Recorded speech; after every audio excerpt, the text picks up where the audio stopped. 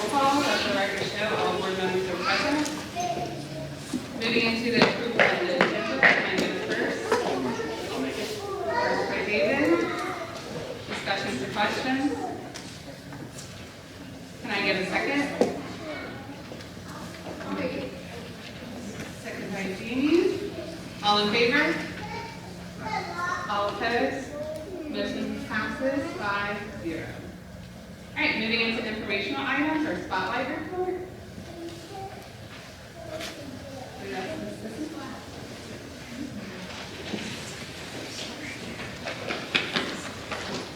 And if parents and teachers want to come up and record or take photos, you're more than welcome to.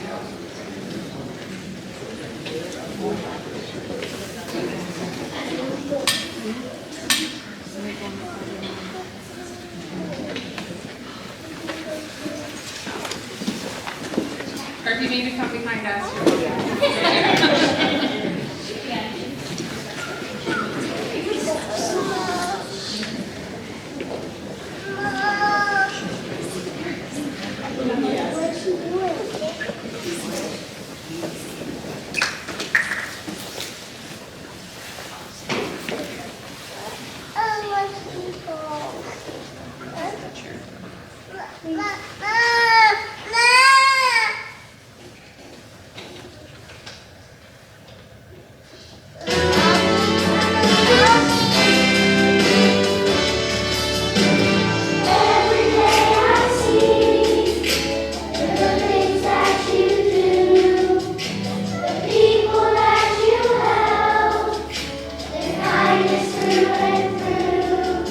On every day and everywhere.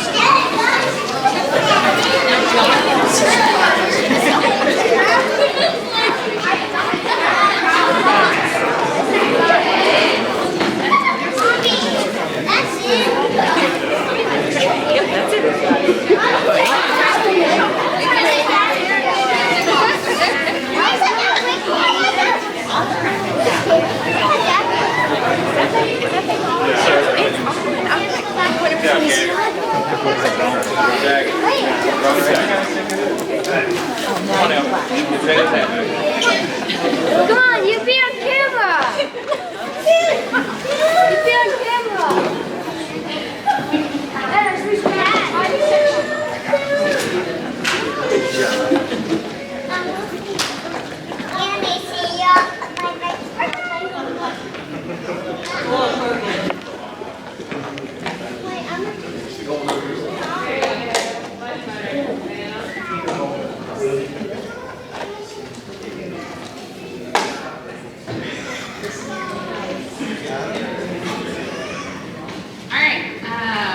Thank you guys so much for coming. Thank you, kids. That was so good.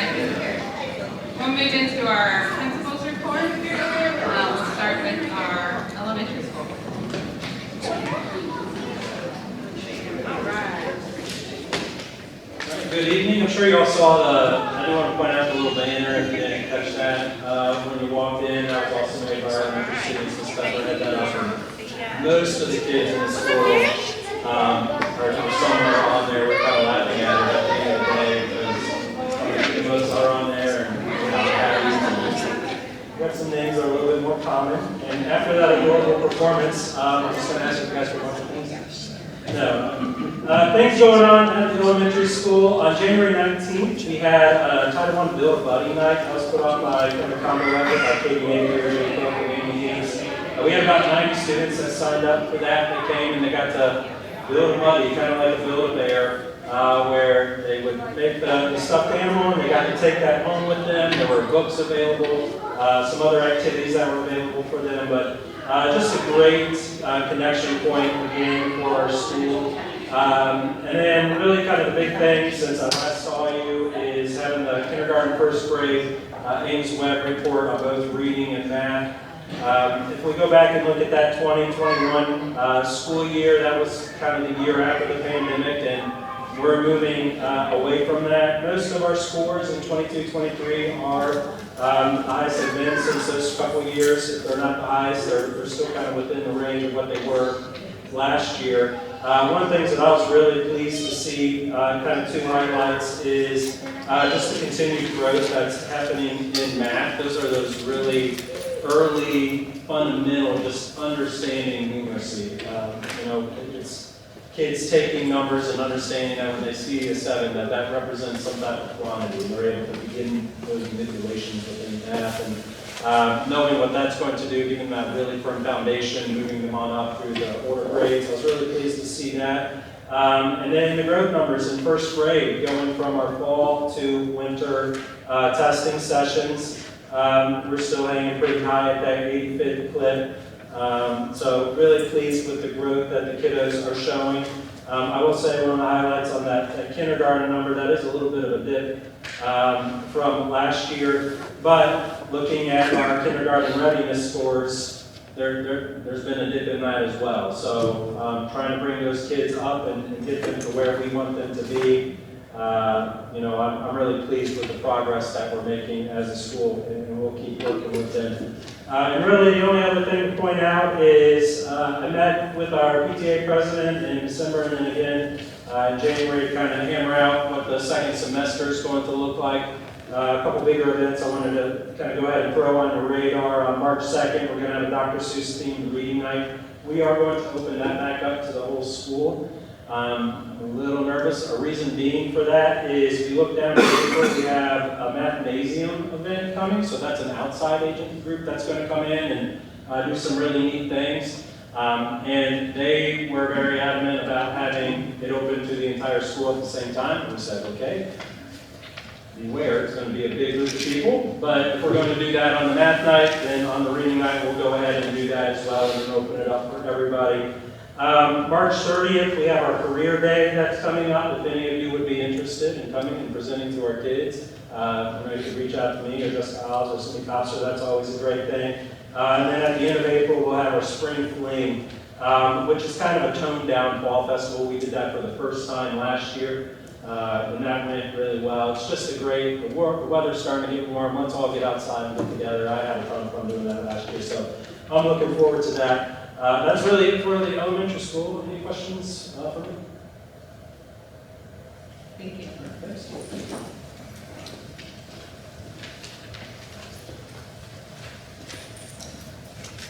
Good evening. I shared this with you last year. Those of you that are new to the board, the report that I have. Did I send that? Okay. This is generated through into the campus. It's a different little tab that most people look at, but it shows our overall discipline referrals from the beginning of school till the end of December. And if you look at the report, it shows the different event types, what they were written up for, how many events we had in that category. It shows the resolution types that we used in those referrals. And then we only had, 2-3 days of school in August, so thankfully we got through the first 3 days of school with no referrals. So that's why I don't see anything for August. But you can see by month what's going on. And I'm not sure why January shows up, because I've asked this report. You can see that at the bottom, stop at 12/31. So for whatever reason, 6 of those are in January. I did not subtract them from the total. You can get the day of the week that they occur, and normally Wednesday's the high day, so we're normally like a true bell curve. Thursday's the high day right now. I don't know why, but and then you see the time of day. Again, typically like a normal bell curve, we've almost got a bell curve there. The reason 11 a.m. is usually a spike, that's when they go to lunch and they're all socializing together. And so that's pretty typical. We have had a few more after school events, of course any bus event maybe before or after school. But that's what that chart is. It kind of shows us and gives us patterns of behavior most of the time. The kids are in the classroom, so therefore you would think the identification will be classroom, and that's where the majority of it. So there's nothing there that alarms me as far as something's new. If you go back to my original Word document that summarizes it, for this school year we're at 190 total referrals. The one thing about 190 is there are 23 technology damage, and that is something new that we've done this year. And I did not subtract those, so if you subtract them, it's 167. And then if you get the 6 from January. But anyway, I'm just trying to compare numbers. We were having a little bit of a struggle in October, November, and even in December last year. If those of you who were here for this last year, maybe I wanted to show the comparison. Because we kind of made some adjustments with our staff and with the administration on attacking some of the behaviors. So while it's 191 to 190, in all fairness, 23 of those are laptop damage, and that's just the way we track it. And the 6 that are in there from January, about what that's the same one. So we're down, and I'm okay with that. We did have mid-year talks with the kids. We have not done that before, but we meet weekly as an admin team. And we decided, we came up with the idea that let's have a mid-year talk with them. Let's reestablish that, really support the teachers coming back from break. So we did that the first week we come back from break. We actually did it by gender. Not that we were seeing any specific boys or girls, but sometimes, in some cases, the message we were sending, we wanted to, a little different to girls than boys in middle school. Right? Some things were exactly the same, other things were presented a little bit more differently based on what we're looking for. So we were real happy with the content of those conversations with the kids. We summarized with the teachers what we talked about to try to help them. And things were really good initially on the way back. And here the last week or so, we've had some kids testing. And like we did last year in the fall, we're not going to let that get anywhere. We've tried to shut that down as best we can with some pretty significant consequences depending on behavior. We've had some disrespectful behavior to adults, including some of our subs, and that was something that was addressed in our meetings. And Mr. Ryder and I have taken kind of hard stance on that, and hopefully we'll address that. But just want to give an overall picture of the referrals and where we're at. I did highlight our partnership still with New Day Ranch. We started a little bit later this year. Cat's out of the bag. Some other school districts and some other agencies are capitalizing on that. So we had an advantage to really kind of have a lot of groups go. We already have 3 groups. We've got a group going right now on Fridays. Tomorrow will be their 3rd visit. to start on Monday with a new group, and they've got a work readiness program. They're still going to work at the ranch, work with the horses and things. It's going to be just totally different, working on just some organizational skills, priority skills, and we centered just on 8th grade kids. We've got some kids that at times are struggling with their organization or completing tasks. They'll start but not complete it. So this is really we're hoping this will jumpstart some of these kids that we've got in the group and really prepare them for high school. And then we'll have another Friday group starting later in March when this first group's done. So we'll get 30 kids through the program this year, which is great for those kids. And I gave you some dates and some information about students as well. So that's what I've got for you this month. Any questions? What do you think the November influx was all about? So October is a short month because we've got a week of fall break, so you're always going to have a little bit lower because you're only there 3 weeks instead of 4. December is 3 weeks. But November has a long Thanksgiving break. The only thing I can say is sometimes the honeymoon period's over. We start a little bit later. That November spike isn't always necessarily there. It usually starts off and kind of bell curves up. But with December being shorter, I really couldn't explain November other than just some things were happening and we were addressing them. When kids are above level 1 offenses, teachers are writing them up. And, we continue to send that message to teachers. Once it gets above level 1, it's not in your court anymore. Let us know we do it. So, to answer your question, don't know. Forgot about fall break. Yeah. So, Usually we get the shorter months, especially in December. Yeah. Most kids are happy to get towards the holidays, and it's only 15 days typically. Usually we have about 3 weeks. Thank you. Multi-part question. On the technology damage, is it all laptop or does it have other things in it? And then whatever it is it just malicious damage or is it all damage? So we try to be, we have technology fees, and if something is deemed accidental and it's not under warranty, I obviously try to work with Jason and his department to get that fixed within reason. We have, it'll get written up, but that doesn't mean that there's always damages to pay. It depends on the individual campuses where we're tracking that, because that's good for us if we've got a student that's done it 5 times versus it's 1 accident. It's also good for Jason and his department because last year, I'm sure it'll be this year, middle schoolers are harder on than the high schoolers are. So most of it is accidental. We've tried to address some of the things that happen by accident that can be prevented. We've got laptop bags for them. Sometimes these kids stuff so much stuff in there, if they stuff a rounded water bottle and they lean up against something, that device is going to flat. So we said, you can't do that anymore. So I think we've reduced some of that, but most of what we get, if a kid's getting charged, it was something that was preventable as opposed to accidental. But we still put the accidental stuff in there to track it. Thank you. Anything else? Thank you. Thank you.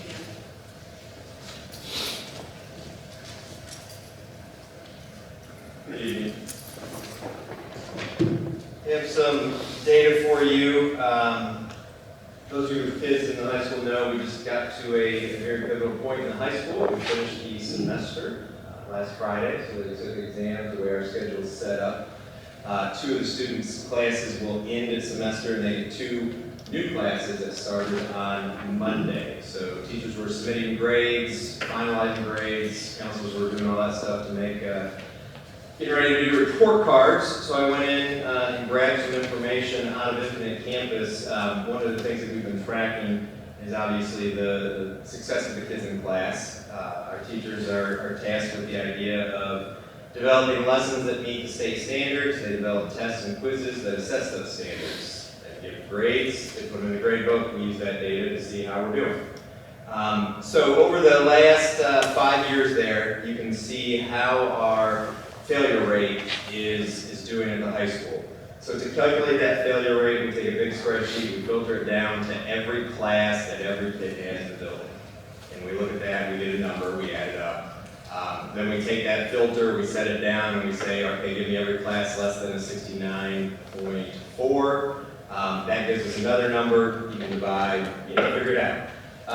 So this year, I was really looking at that data to see if it went up, it went down, or it was stagnant. So this year our failure rate was at 2.7%, meaning of all the classes the kids took, 2.7 of them had a failure somewhere. And it's not per kid, it's per class. So one kid could have one failure, one kid could have 4 failures, it's still going to be in that 2.7%. So you say, what is 2.7%? Is that good? Is that bad? I don't know. High schools don't advertise their failure rate. So we say, well, what did we do last year? Well, that's 4.3%. Okay, that's 7.47%. That was an 80-day long summer break, late COVID. It's kind of like the country club approach a little bit. Well, you go, okay, pre-COVID. What did we do pre-COVID? 2.8%. So we're better than where we were pre-COVID. And why am I interested in that? Because you guys have heard a lot about the flex period, the focus period. The teacher's #1 battle cry is, we know the kids we need to service. How do we focus on just those kids?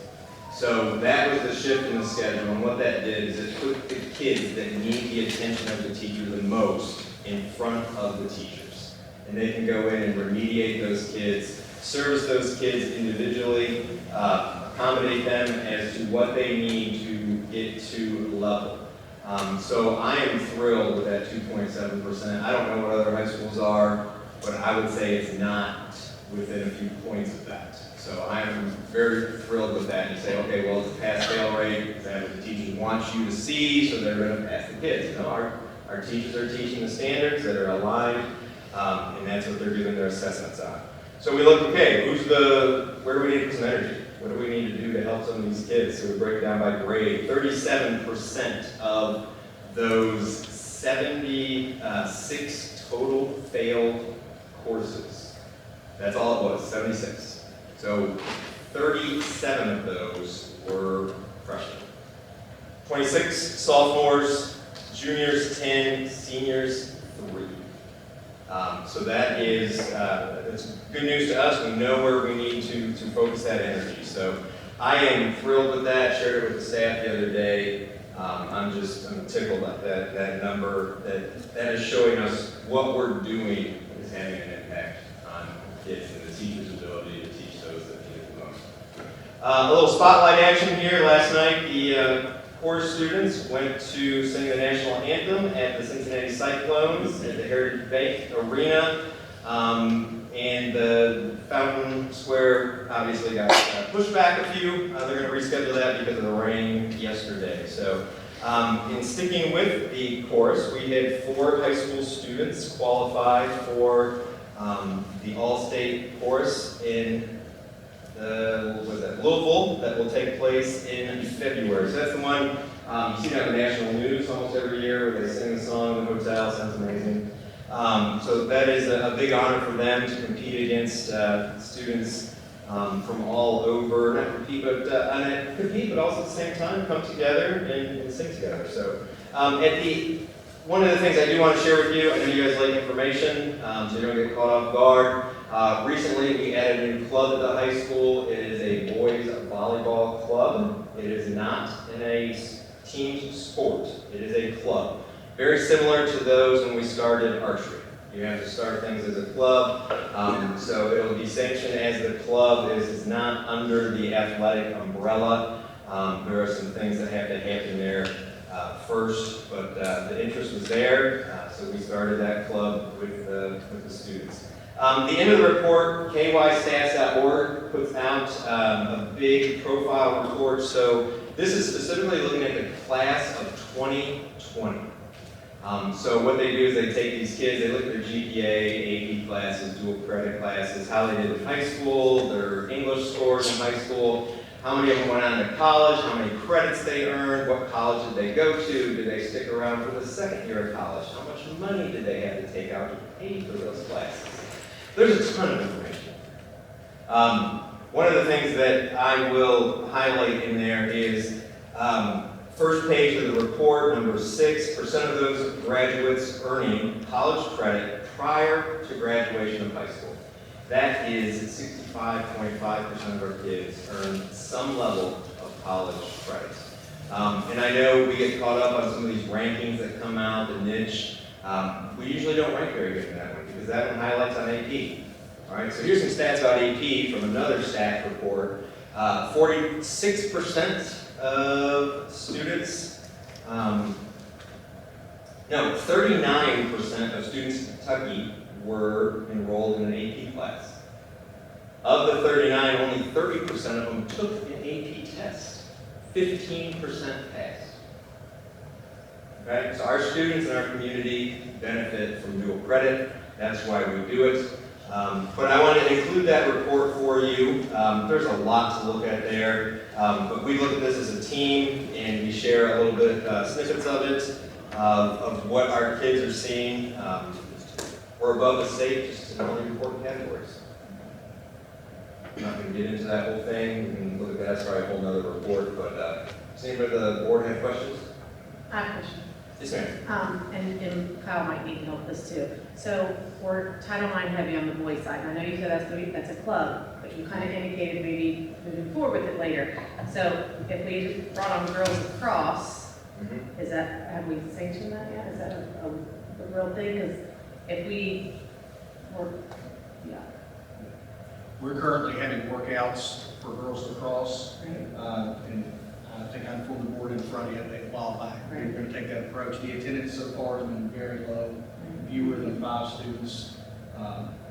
So there we're low on the girls again, so. Correct. Are we going to make strides to get the girls up before we, I mean, we're going to have to before we let boys come. We will not be able to add a boys Right. volleyball team until we add a sport for girls of some sort. Right. So they'll just stay club until that. I mean, when you alluded like moving forward, I didn't know what our plan There's a was. 2-year process where they want you to do it as a club before Right. you add it on, but we're in a situation with numbers where Key. we have to follow that around. Okay, that was it, thank you. Yep. Thank you.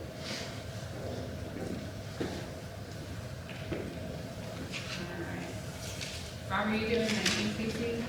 No. No? I'll do Okay. this. Caitlin had an engagement she couldn't escape, I'll put it that way. Our enrollment, our ECC continues to grow. Our total enrollment at this point is 90 students. We still do have one instructional assistant position open. Thankfully, we just hired one, Brandy Bagby. I was able to meet with Brandy late last week and had a great conversation with her. She's thrilled to be here. We still do have one position open, and I think she's been doing interviews the last few days to try to get that position filled. And we are at the time of year already where screenings are starting. So we'll start preschool screenings tomorrow. We already have 20 students scheduled for those screenings.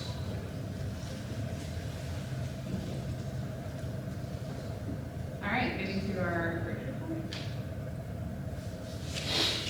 All right, for our bridge report for January, I am thrilled to say we've had one of the lines there in the news and notes. We had 20 courses passed by 6 different kids, which is outstanding. That's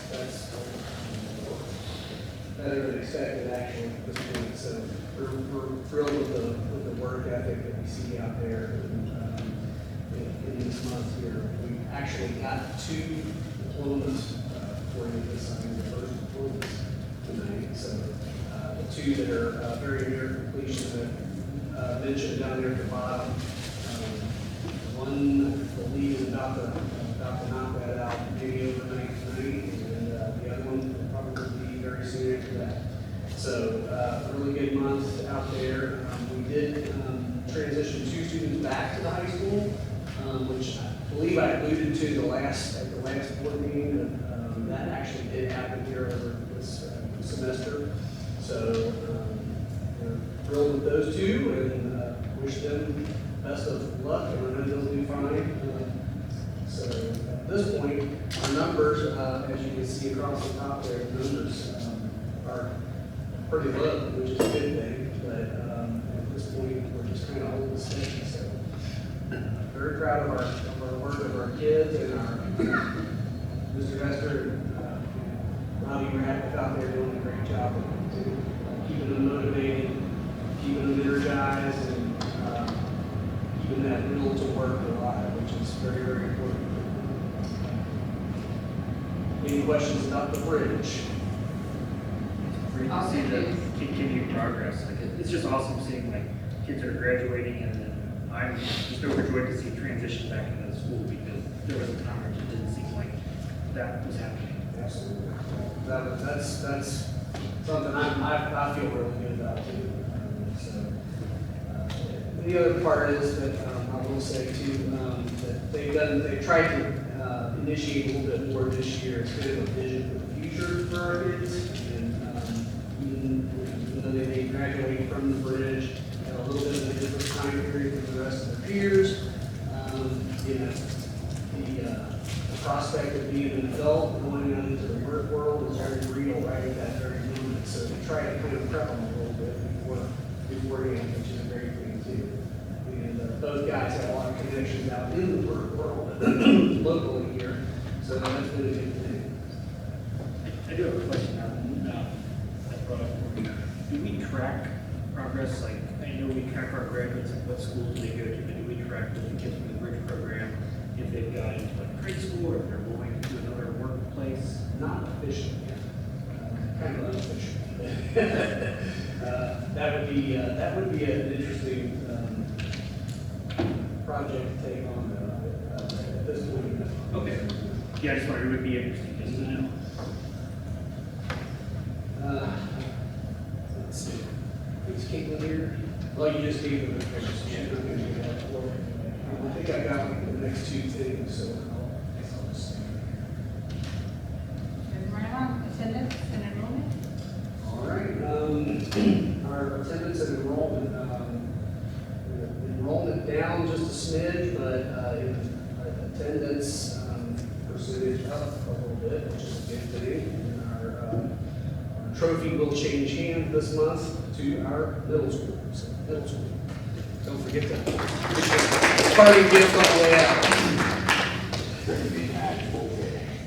But we had two schools in the 95s there, as you can see, and the elementary school not far behind in the 93s. So for this time of year,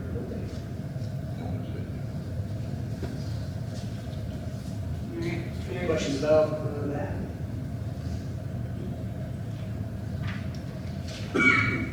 Moving to our district bonus policy. I'm going to just give a brief preamble about this, and then I'm going to sit down. This is a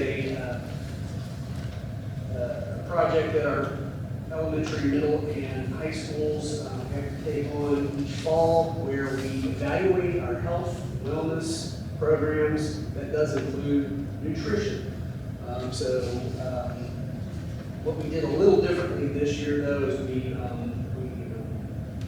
did this evaluation through an online platform called the Healthier Generation Alliance. So that, for those of you who have been here in the past few years, this format does look a little different, and that's why. So I had the reports that you can get from this aren't the most user-friendly in the world, so I had to do some kind of Rob Hartman version of these reports for you. So that's the reason these look a little bit different. But there is one in there for the high school, middle school, and elementary. They are evaluating different components of their health, PE, and nutrition aspects of their school, and lunch programs, and breakfast programs. They have to rate themselves in various categories there. And then at the end of this rating system, they pick an item or two and try to use that as kind of like a mini sort of improvement plan. And sometimes those items are very attainable. Sometimes it's just an item that's on the evaluation that we really don't have any intention of fully implementing. It's just something that's on that evaluation that, yeah, we might come up a little short in that area, but we're probably not ever going to do that. But we still kind of note that as an area where we might want to put some thought into that, and possibilities for implementing something along those lines, good, bad, or otherwise.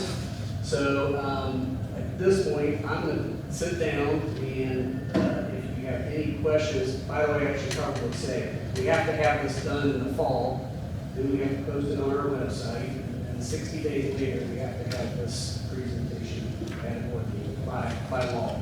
So there's a little bit of a compliance component into this as well. So any discussion or questions at this point, we can open up the floor for that, and we'll do our best to answer.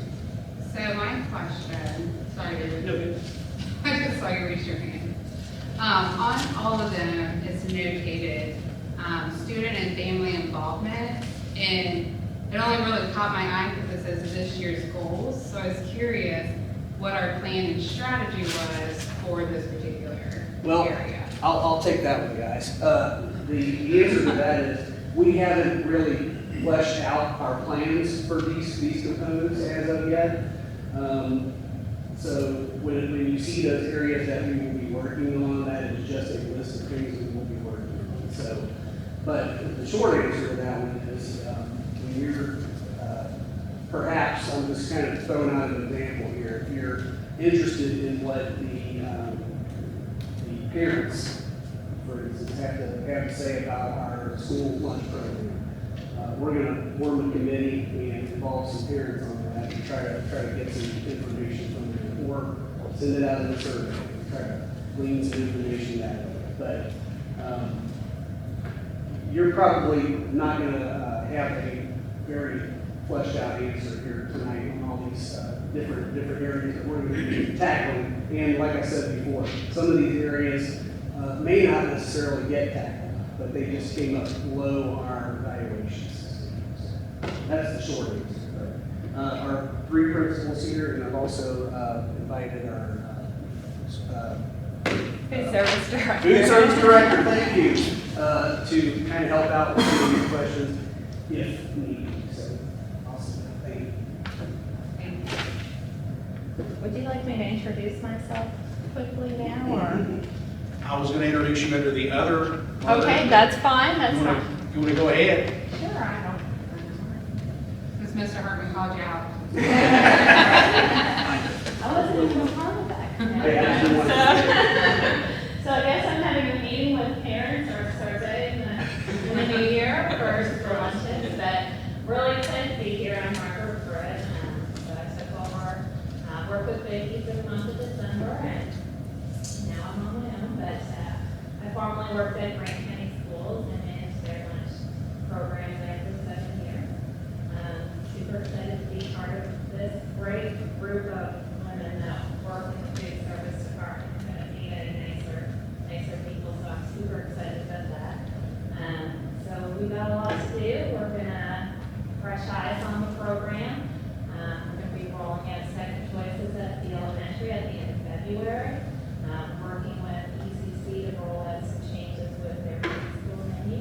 And then also in March, we're sprinkling a little bit of new stuff at middle and high school, but we'll be rolling out some new things there. So really excited to fresh eyes, trying to look for new ideas, try to get our participation up from where it's at, get kids eating in school again. Sitting here, ECC, sitting with the kids, what do they like to eat at home, working what they don't like, just trying to have their involvement in it too, because when you work with kids, I have 5 kids of my own, 2 are very picky. It's always a challenge of trying to have things that are available to them that they're going to eat. So one of the big things I noticed at the elementary, there was lunch choice. Well, my 8-year-old, she checks the menu every day, and if there's one choice and she doesn't like it, she's not eating it. So trying to find some fun ways to get kids coming back and eating with us. So I don't have a lot of answers to maybe all your questions because I'm getting into it, but I'm excited to see where we can move the program. Thank you. Welcome to the district. Thank you. Did you want to ask a question? Or you good? But it's not for you. All right. I guess I should point out too, Margaret was not involved in this process. Vicky did it before she left, so thank you. Thank you, Martha. Nice to meet you. So my question, probably for you, Rob, I know this is mostly like there's a lot of this that's nested in like a compliance piece. Are we Are we required to improve upon a certain number of items or a certain category, or is it all self-selected? It's all self-selected. Okay. There are certain things by law that we're required to do, and it would be pretty obvious on a report like this if we weren't doing this. For example, the number of minutes you're supposed to have in place in your elementary and middle school for activity, physical activity, that kind of thing. That would be a very obvious one. If we weren't doing that, that would be highlighted for sure. But it's all self-selected. Trust me, I've bugged KDE to death about that very question.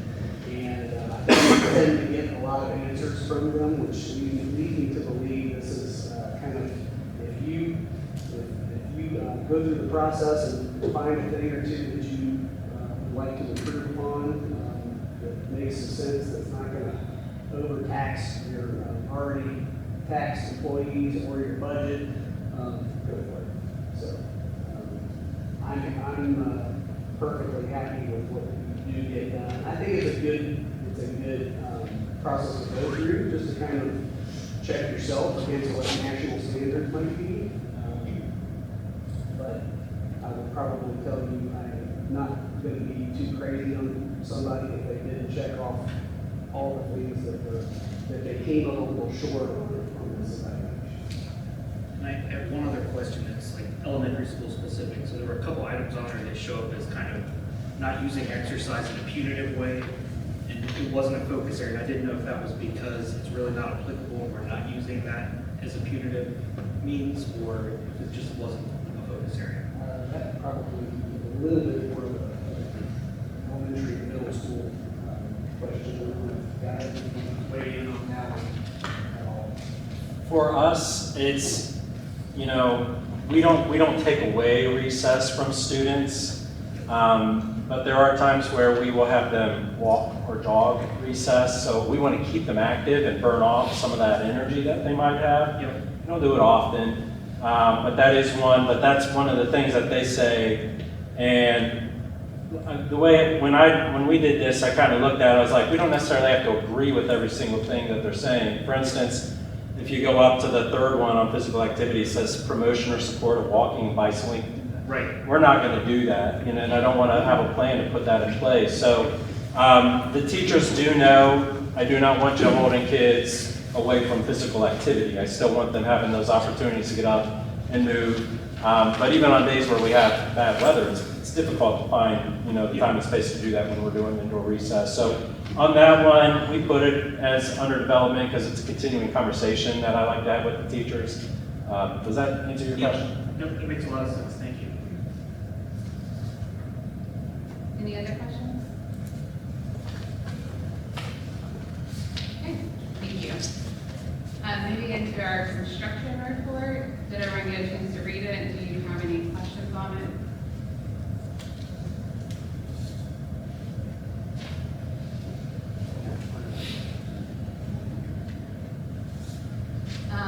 Superintendent non-work days, everyone get a chance to look at that? Moving into personnel. Everyone get a chance to review that? All right, moving into other, please, Dr. Baker has something. Yes, thank you. Board members, I hope that you enjoyed the song earlier. I think the title of the song, Everyday Heroes, is very appropriate, and I want to thank all of you for your service to this community. I know that you're probably bombarded with phone calls, text messages, emails that contain nothing but good news. But I do want to say that we have a process that we employ in the district where people in our community, parents, can give staff members what we call a shout out. And I shared that on social media recently, and we track all of that. So tomorrow I'm going to share with you in the Friday update that document, so you can see all the good things that parents and community members have had to say about our staff members. I know it's difficult to be in a position where it seems like all you get is bad news.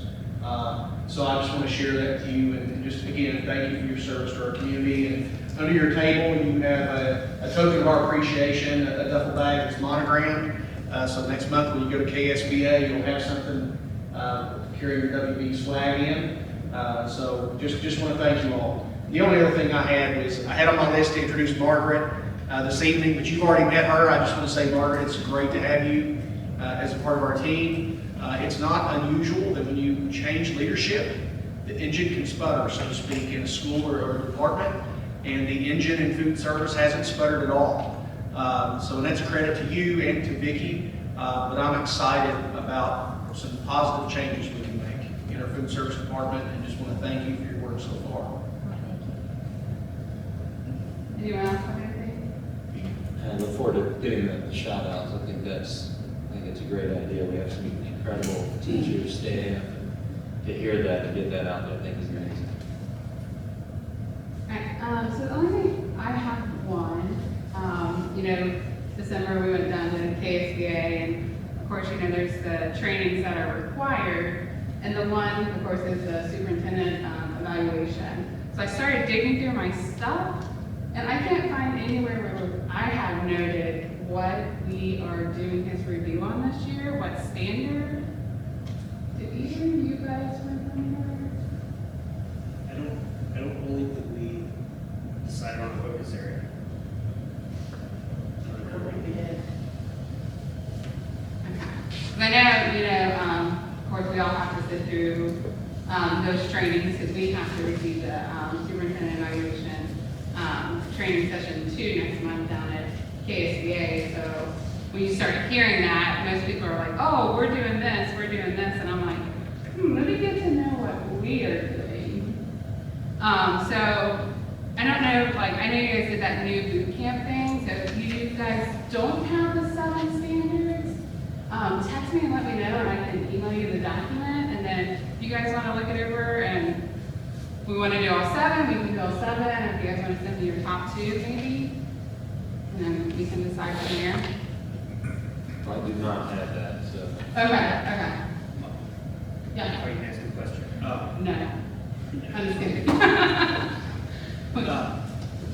Matt, do you have a standard that you believe we're evaluating on? I just want to make sure, if you've already prepared for a certain standard. Yeah, I have been preparing for standard 4, which is human resources, because that's what we did last year. Yep.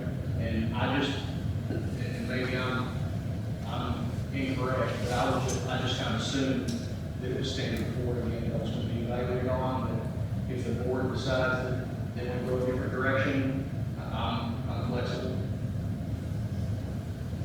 So my suggestion would be that we continue with standard 4, because I have the same impression that we've been working towards that. So I would suggest that we continue with that, but we could, I think, we've got 2 new board members. I would love to get your guys' input, look through the standards and see what you think, and perhaps we could add another standard, but the rubric for that would be starting from February onwards. So we would look at standard 4 for the entirety of the year, and whatever this other standard we would pick, we would make sure that it's a fair assessment for you. Does that seem reasonable? Yeah, it does. I would just ask that the board to not necessarily be tied to a particular standard. Really, the only thing I'll ask for is crystal clear direction. Tell me just very bluntly what we can do, and then give me feedback based on that. And it's, there are standards, there are indicators, and they can kind of get at times made. And you can get in the weeds on this stuff really quickly if you're not careful. But I'm flexible. I just, clear direction, and for me, it doesn't necessarily need to be tied directly to a standard. I know you have to pick a standard. Yeah. But, Or we have to create our own and get it approved first. When is our next meeting? That's what I'm gonna say, while I don't disagree with this, we're only really talking about March, April, and May at that point, because if we don't give them a standard till February, we can't go back and. Right, that's why I was It has to wondering. be just 3 months, Yeah, that's what I'm saying on renewal. just March, April, May, we have to have us all the information by May, so we can do it by June. Yeah, standard 4, you would do the Oh, entire. right, I'm talking about choosing a second standard, I kind of feel like we're late to the game on that. Yeah, that's Well, what I'm asking. So what is our next? I don't know off the top of my head. It's February 16th. February 16th. Yeah, so by the time we gave it to him, then you're So- starting in March. We could convene a special meeting, or we could add on to the February 16th meeting session where we discuss as a board, so that will give you guys time to read through, we can discuss as a board. We can enter into an executive session to discuss all of that, and then when we come out of it, the outcome would be determining, are we going to add a second standard or not? Because I think it's also acceptable to say no, we're going to stay with standard 4 because that's what the superintendent has prepared for at this point. I'm just gonna go ahead and put this out there, we do the February 16th, I'll be out here about 6:45 at senior night, and I'm been invited to the senior night, so I plan already on coming and thinking it'd be over by 6:45 or 7, so if you guys do an extended meeting, I will not be here. Alright. I will email you guys those statements so you have them. They could be in your packets too, I don't know what you guys got down there. Yeah, I don't know. Okay, alright. Okay, that was my question. Alright, we'll talk about that some more. And then moving to our audience of citizens. I don't see any. So moving into our recommended board motion. First, I have approval of the meetings for January 5th, 2023. Do I have a first? Make it. First by David. Discussions or questions? I have a second. I'll make it. Second by Megan. All in favor? Motion passes 5-0. Moving into the approval of the superintendent's expense report. I'll make it. First by David. Discussions or questions? I have a second. I'll make it. Second by Megan. All in favor? Aye. Motion passes 5-0. Approval of the revision of the Boone County Public Library contract. I'll make it. First by Megan. Discussion or questions? So I will just add, I know technically the board has already approved this. They're just changing some wording. Again, my only concern is I get the big picture, I get why we would want to do it. My concern is right now, we already have the middle school project going on, well, intermediate school going on, and other things going on that are very heavy on expenses. So I would just caution us, right at this moment to, really be watching that on, future expenses and things that we do. Members, I'm sorry. No, go ahead. I didn't know if there would be any questions tonight, so I asked Corey again. Corey is with the Adams firm and deals primarily with real estate. If anybody has any questions for Corey about the wording in the document or the changes or anything. So just so you know, our hope was to get the draft contract in front of the library before it came to the board for their legal review so that they could implement any changes that they wanted. But they did not do that, and then after you all approved the contract, they then voted on it, but authorized their attorney to make revisions to it. So that's why we had to bring it back the second time to approve. The only thing that I would recommend is that if we could, maybe with your motion that you take up tonight, also authorize the superintendent to sign related documents to implement the contract, simply because this is an option agreement. And so I just don't want to run into the same situation where you've approved this, then for whatever reason, I get some other tweak from the library board that they're asking for, and then we delay it another month as each board has to then approve again. So if the motion, just for the record, could authorize the superintendent to sign related documents related to or required by the option purchase agreement, I think that would be helpful to avoid this situation again. So, motion to approve the contract with the understanding that Dr. Baker can sign anything further with the contract. That would be great. So we would have to either, I believe we'd have to either let this motion die and make a new motion. I don't know if we can amend a motion. Can we do it with the understanding? Yeah, that would be my recommendation is to, you know, pass on the first motion and make a new motion. Yeah. Okay. So now it's excited. Can I get a second?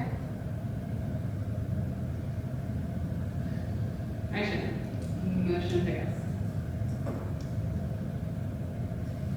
All right, so approval of revision for Boone County Public Library contract with the understanding that Dr.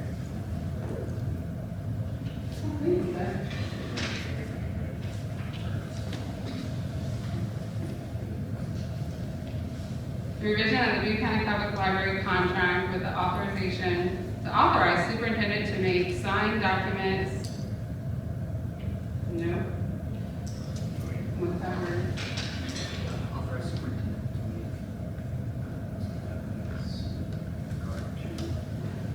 Signed documents in regard to or required by the purchase agreement.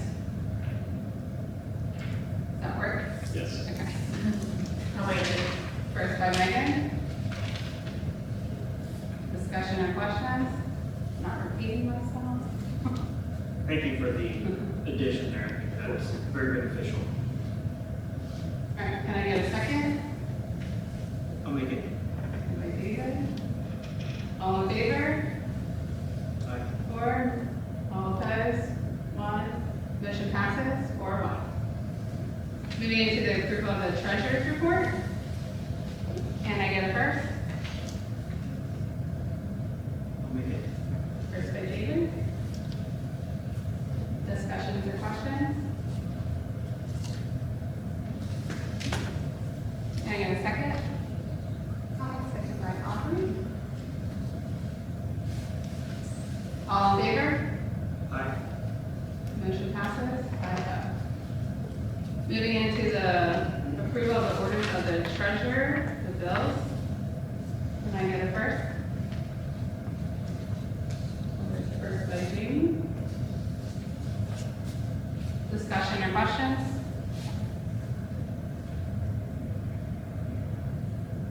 Can I get a second? I'll make it.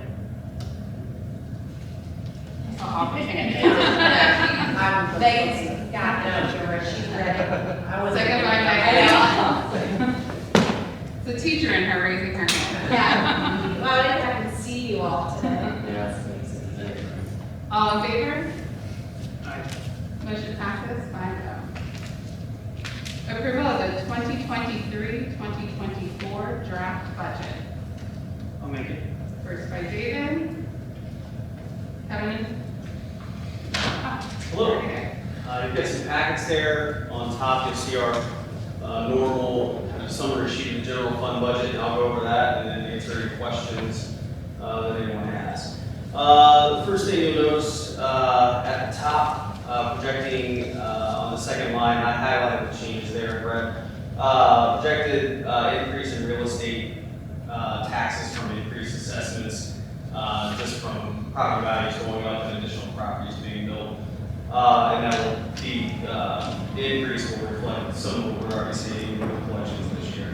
We're projecting an increase in seat revenue. That's twofold. We're going back to getting paid for this year for getting paid next year on this year's students enrollment instead of like 5 years ago or where they have us on now. So we should have an increase of about 50 AEA, which is an increase in revenue in itself, but there's also, I think, $100 add-on to the seat base coming this year as well. We should see more than that 100,000 increase, and we may tweak that number if we need to with subsequent budgets. But I never like to count my things before they're hashed. With a legislative session going on, sometimes those things can change. If you go down to the expenses section, you can see there primarily The increases are from step increases. So everybody that gets another year of experience this year, their money will go up based on our current pay scale. There are benefit increases that will also go with that as well. Budgeted some additional money for insurance costs. Property values are up, which affects the amount of insurance that we have to have, and we've also added some square footage. So those things will go up, as well as legal liability, like coverage for insurance, like everything else is getting more expensive.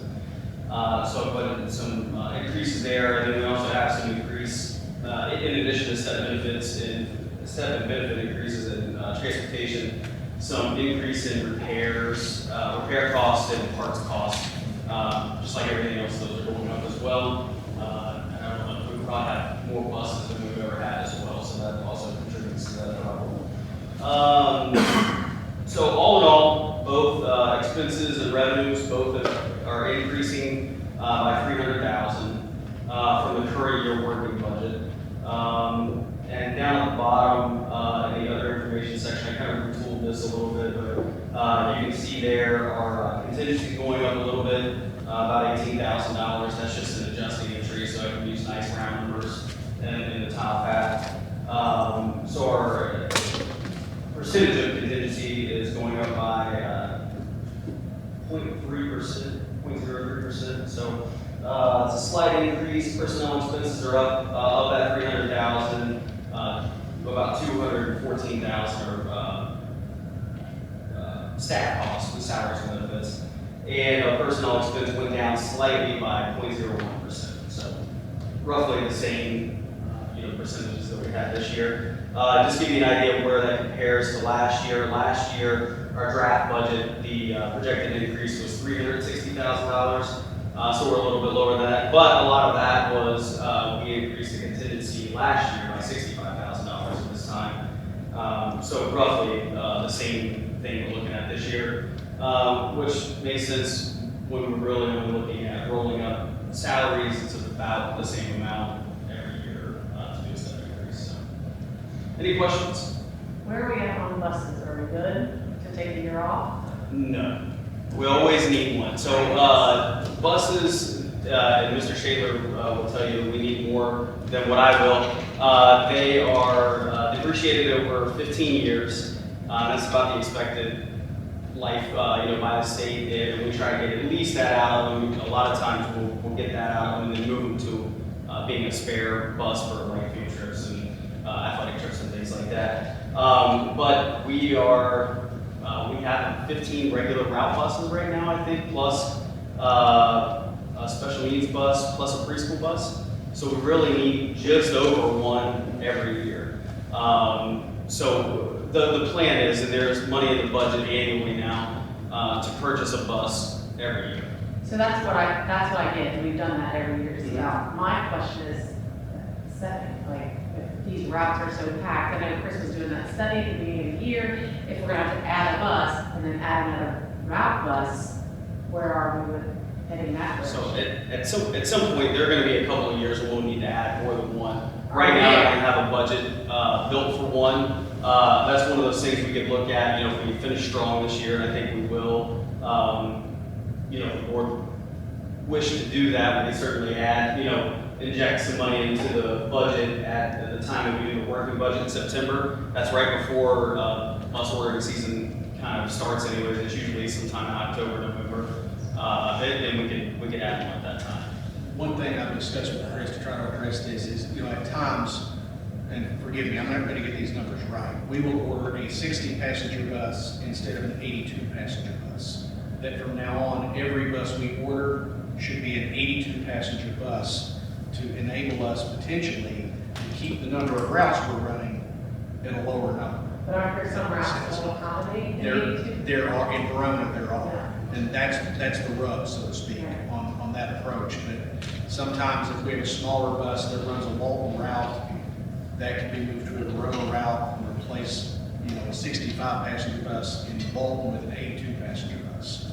So it's just something we've discussed, but we're aware that's an issue. I mean, it's not on order, we need to start somewhere, it's gonna be 2 buses. Sure, yeah, absolutely, And and if that's it's one not of those this year, I things. think we need to plan accordingly. Yeah, and you're always a year out from getting the bus when you order it.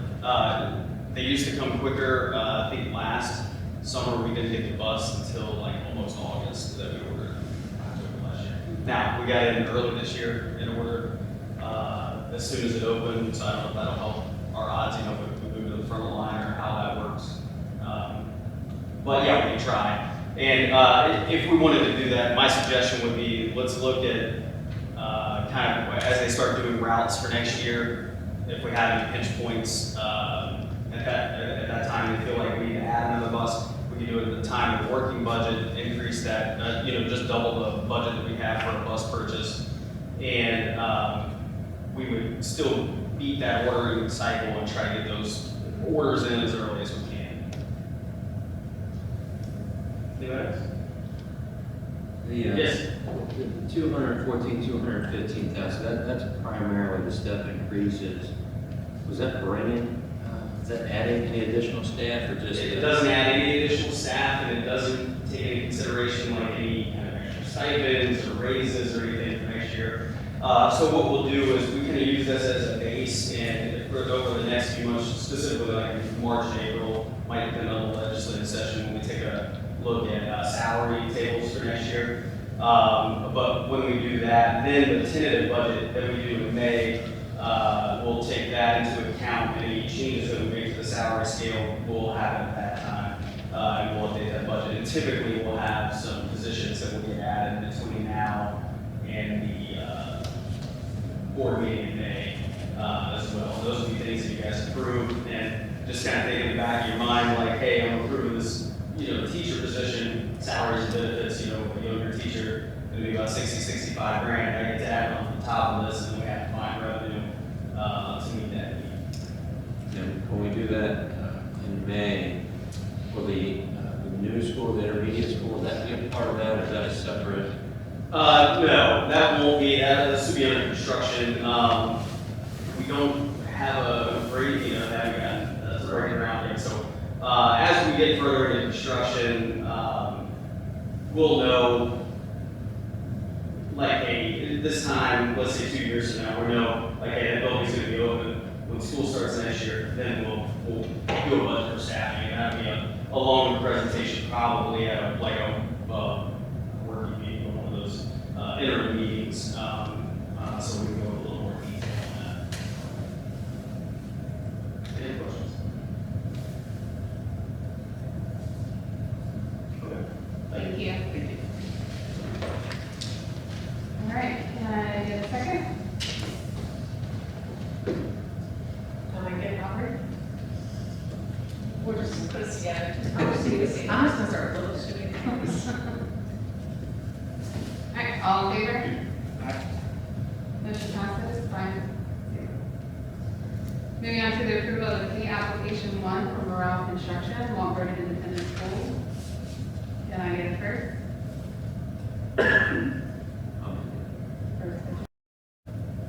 Discussions or questions?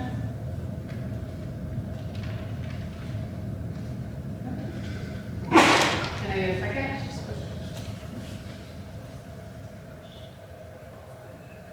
I'll make it. Second by Alvarez. I know you should tell me first. All in favor? Who's first?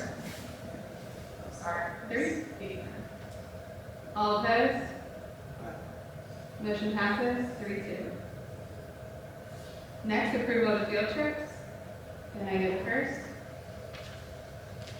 I'll make Mr. David? Discussion and questions? It's like an exciting time on our field trips. Can I get a second? Mr. David? All in favor? Motion passes 5-0. Next is adjournment. Can I get it first? I'll make it. Mr. David? Discussion and questions? And a second? I'll make it. Second by David. All in favor? Motion passes 5-0. We are adjourned. 7:11.